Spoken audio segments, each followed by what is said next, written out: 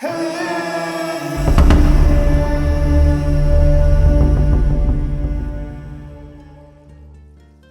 Unseen Bridge. In the heart of a quiet town, nestled between the dense forests that seemed to hold the sky in their towering arms, there was a school like no other. The students didn't notice it at first. How could they? It was just a school, after all, just another place where children learned about the world, wrote on chalkboards, and laughed together in the playground. But if anyone had truly been paying attention, they would have seen that there was something different about the way the school's playground felt, something untold in the way the leaves rustled in the wind, almost like a whisper, something that felt otherworldly. Among the children was a boy named Gabriel. He was different, not in the way that made him stand out in the classroom, but in the way that only the playground saw. Gabriel's chair wasn't just a wheelchair. It was a vessel that carried him through a world that didn't always make room for him. His arms were strong, but his legs, for reasons only the doctors seemed to understand, had never worked properly. The playground, that sacred place where every child was free to run, was not for Gabriel. Or so he thought. Gabriel had grown used to the way his friends would play tag and run through the fields, their laughter echoing like the sound of wind chimes. But he, Gabriel, would sit and watch from the sidelines, his eyes alight with a sadness that few could see. One day, it all changed. It started with a simple glance. A moment when Gabriel caught his best friend's eyes, Michael, across the playground. Michael had been running, his feet kicking up dirt as he flew across the field, but instead of joining the others in their game of tag, he stopped and turned back to Gabriel. Something shifted in the air. It was subtle, like the first crack in a pane of glass that you don't notice until the whole thing shatters. "Gabriel," Michael called, his voice breaking through the noise of the other children's games. "We're going to play a new game today. You should join us." Gabriel blinked, unsure if he'd heard correctly. How? "I can't run, Michael. I can't move like you." Michael's eyes narrowed, an expression that betrayed determination, the same look he had when he refused to lose at anything. "You don't have to run to play. We'll make it work." He glanced around, then walked to Gabriel, crouching beside his chair. "We'll adapt. You'll see." And just like that, something began to stir in Gabriel's heart. He wasn't sure how, but for the first time, hope, fragile and uncertain, blossomed inside him. Michael had spoken with such conviction that Gabriel couldn't help but believe him.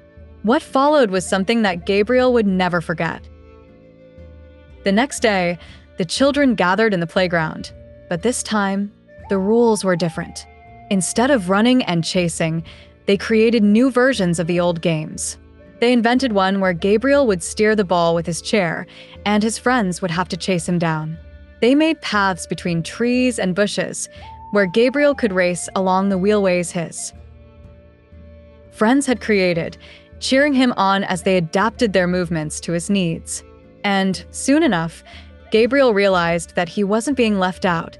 He was leading in his own way. But then came the unexpected. As the weeks passed and Gabriel grew more comfortable in the new playground games, strange things began to happen. At first, it was only little things.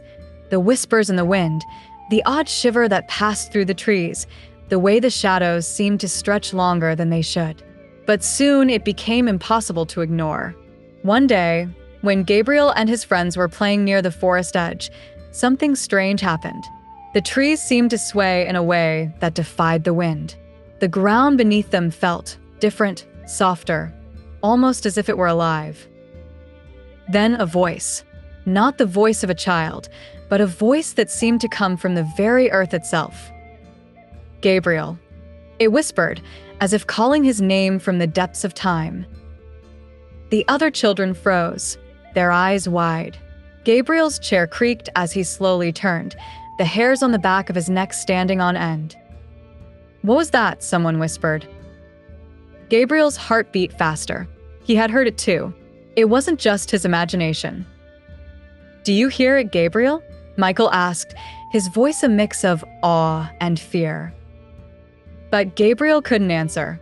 He felt something deep within him stir, an ancient feeling that had no name but was somehow familiar. It was as if the ground beneath him knew him, had always known him, as if something ancient, something powerful, was awakening. I don't know, Gabriel said, his voice barely a whisper. I think it's calling to me. Should we go after it? Michael asked, his curiosity bubbling up. Gabriel's heart was racing now. The voice, it wasn't like anything he had ever heard before. It felt like an invitation into something beyond the veil of the world they knew. And so, against all reason, the children followed Gabriel as he wheeled himself toward the trees, deeper into the forest where the shadows grew darker, where the air smelled of damp earth and something ancient. The trees seemed to open up before them, as if guided by an unseen hand. It was in that moment that Gabriel realized this place, this forest, was more than just a part of the town. It was something older, something magical. As the children entered the clearing, they saw a shimmering light hovering above the ground. It wasn't like the light from the sun or the moon. It was ethereal, almost otherworldly. Gabriel reached out with trembling fingers, and as soon as he did, the light seemed to respond. It swirled around him, encircling his chair, filling him with warmth. Suddenly, the voice spoke again, clearer this time. Gabriel, you have been chosen. The words echoed through his mind, and for a moment, Gabriel felt as though the ground beneath him had opened up. The world spun around him, and in the blur of it all, he saw something he never expected. His legs, those legs that had never worked, those legs that had betrayed him for so long, began to move. At first, it was just a twitch, a small, subtle movement. But then it grew, and before he knew it, his legs were moving in rhythm with the chair, his feet pressing against the pedals. The sensation was overwhelming.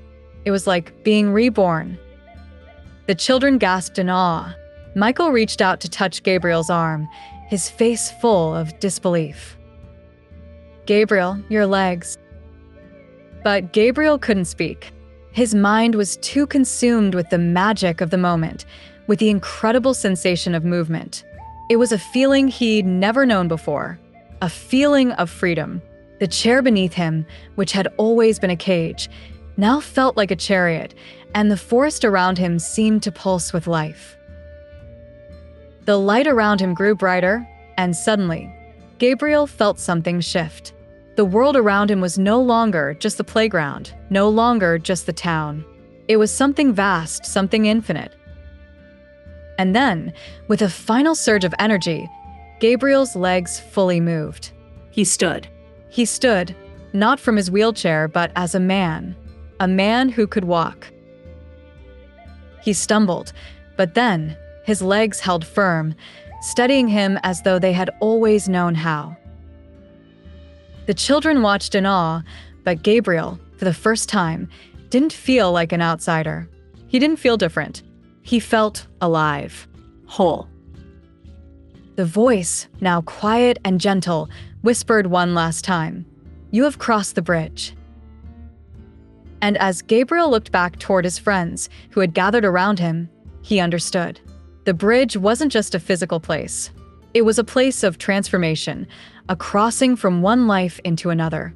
He had crossed into a new world, a world where his dreams could take flight, where he could run, walk, and play, a world where no one was left behind.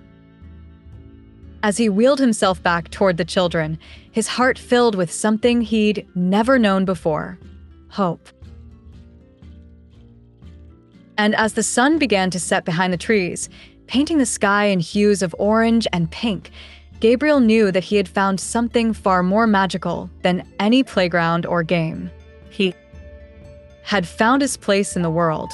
And in that moment, he realized that the real bridge wasn't just between him and the world. It was between the impossible and the possible, the unseen and the seen.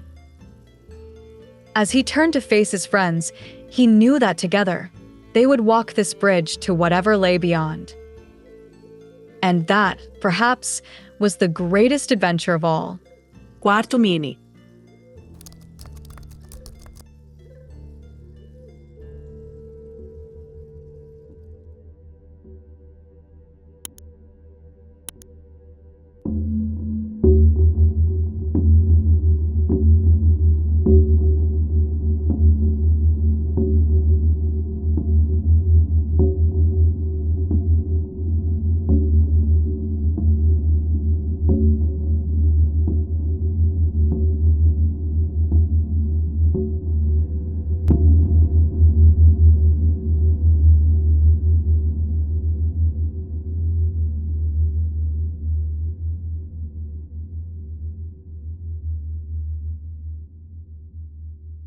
Whispering echoes.